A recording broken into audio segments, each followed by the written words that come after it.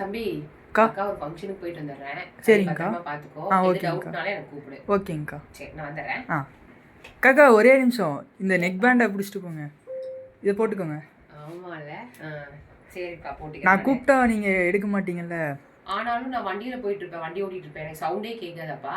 அதான்க்கா அதுக்குன்னு இதுக்கு ஒரு ஃபியூச்சர் கொடுத்துருக்காங்க, வைப்ரேஷன் மோடு வரும். ஆமா தம்பி, வைப்ரேஷனோட கொடுத்துருக்காங்கல்ல. நீங்கள் வந்துட்டு சேஃபாகவும் போயிட்டு வரலாம், அதே நேரத்தில் ஃபோன் பார்க்கவும் வேண்டாம், அப்படியே போய்க்கலாம். வைப்ரேஷன் மோட் இருக்கு, உங்கள்கிட்ட பேசிட்டே வண்டி ஓட்டிக்கலாம், பிரச்சனையே இருக்காது.